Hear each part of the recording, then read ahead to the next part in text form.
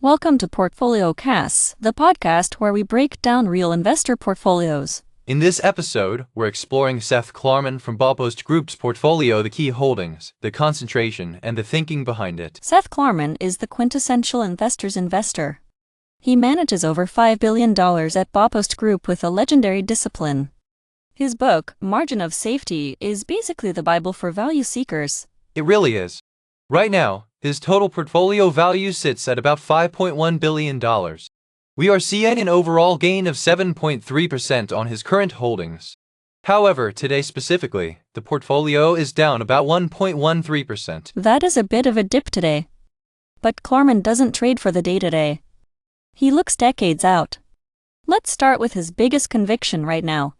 That would be Restaurant Brands International. This is a massive statement from Baupost. It is currently their largest holding at 11.1% of the entire portfolio. The position is worth over $556 million. And he didn't just hold it. He aggressively added to it recently. Right. Exactly. He increased the position by over 103%. That is a huge vote of confidence. The stock is trading around $67.42.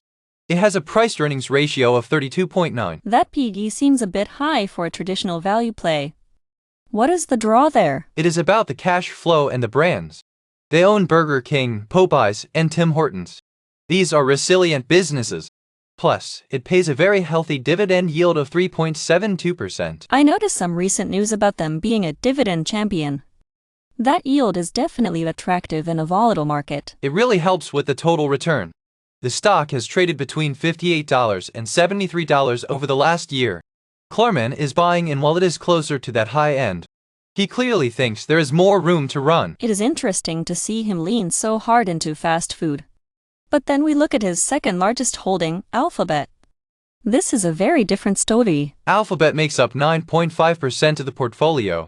That is about $597 million. But here is the kicker. He actually reduced this position by nearly 30% recently. That is a significant trim. Alphabet has been such a powerhouse. Why pull back now? Well, the stock is trading at $321.68. It is very close to its 52-week high of $328. He has an overall gain of over 32% on this position. So this might just be classic Klarman discipline. He is taking profits where the margin of safety has narrowed. That is my take. The price-earnings ratio is at 30.5. While the earnings per share is a solid $10, he might see better value elsewhere.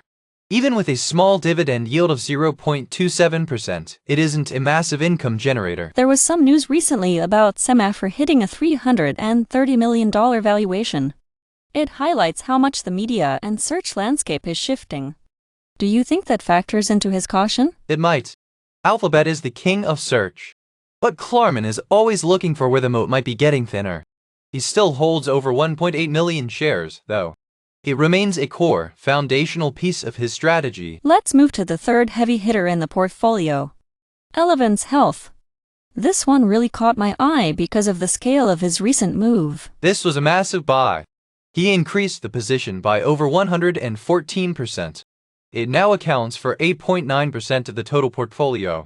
That is a $485 million stake. The valuation here looks much more like a traditional Klarman pick. The price-to-earnings ratio is only 14.9. It is a classic value play in a healthcare space. The current price is $368.24.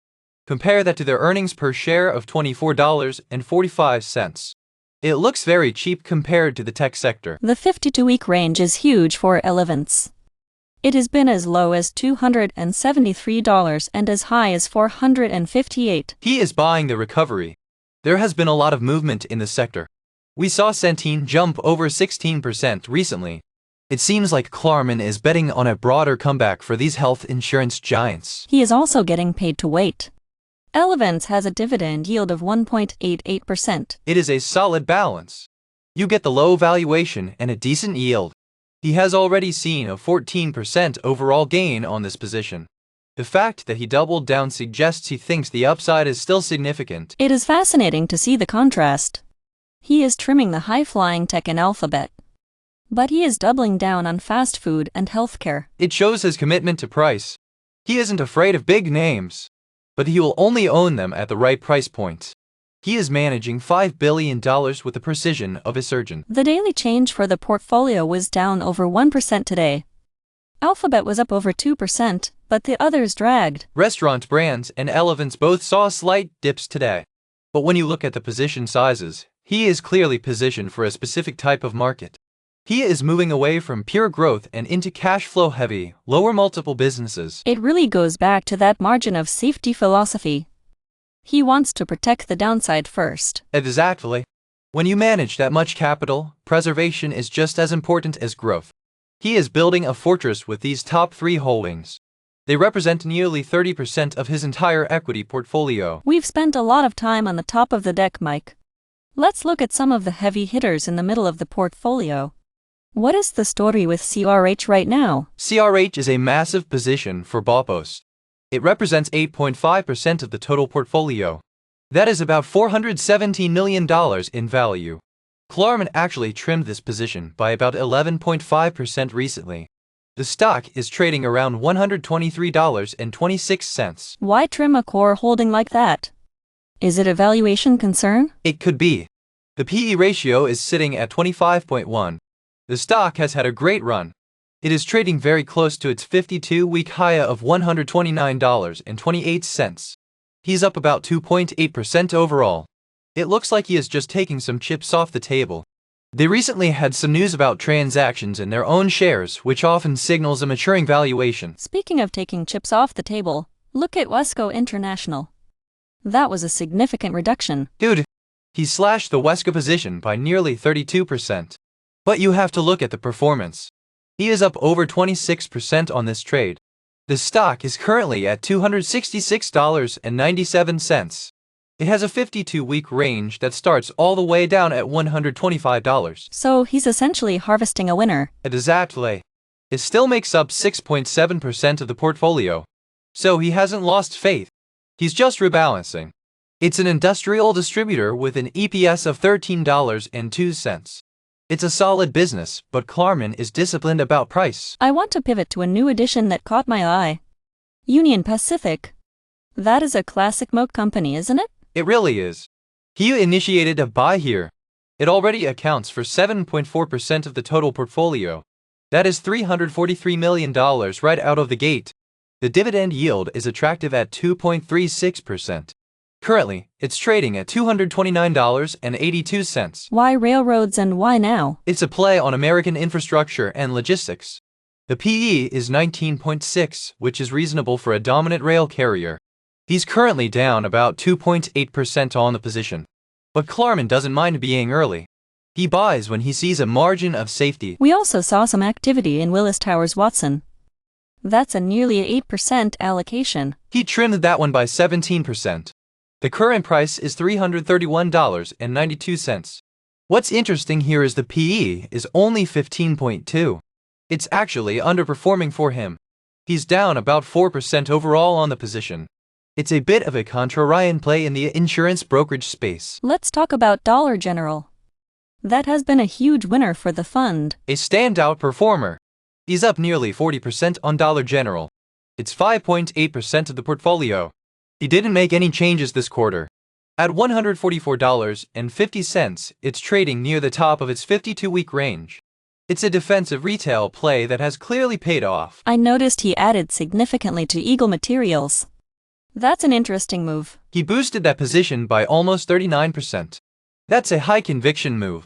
Even though he's currently down 9.3% on the investment. Eagle Materials is at $211.38. The PE is low at 15.5. It shows he's willing to double down on his thesis when the market moves against him. What about the smaller, more specialized positions?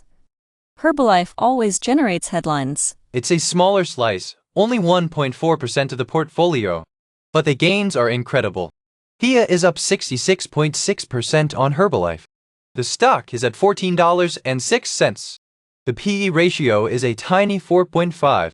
It's the definition of a deep value, unloved stock that found a floor. And he started a new position in Genuine Parts Company as well? It's about 4.1% of the book now. It's at $122.97. It has a great dividend yield of 3.34%. He's down about 11% since the buy. But again, look at the EPS of $5.81. He's buying quality at a discount. We should also mention the Liberty Global holdings. He has both the A and K shares. Combined, they are over 6% of the portfolio. He trimmed the K shares by 12% recently. These are trading around $11. It's a complex cable and broadband play. The narrative there is shifting toward growth assumptions, and Klarman is adjusting his size accordingly. Any concerns in the fintech space? Fidelity National and FISV? Fidelity National, or FIS, is a core 5.3% holding. No changes there. FISV is the tough one. He's down 46.7% on that position. It's only 2.4% of the portfolio now. The PE is 10.1, so it's cheap. But the market has been brutal to it. Finally, he added Americold Realty Trust. A 7% dividend yield? Yes, a new buy. It's a 0.9% allocation. At $13.06, he's already up 6.7%. It's a specialized rate focused on cold storage. It fits that niche, asset-heavy profile he loves. Looking at the whole $5.1 billion portfolio, what is the final takeaway? Discipline. He's trimming winners like Wesco and CRH. He's adding to unpopular sectors like railroads with Union Pacific. He isn't afraid of a 1.1% daily dip because he's looking at the 7.3% overall gain. He's playing the long game. It's a masterclass in patient capital. Thank you, Mike, for the deep dive. That wraps up our analysis of the Baupost Group. Thanks for listening to the Daily Portfolio. We'll see you next time. Thanks for listening to PortfolioCasts. This content is for educational purposes only and should not be considered financial advice. Any figures, prices, or portfolio values discussed are approximate and used for illustrative purposes only. Follow PortfolioCasts for more investor portfolio breakdowns.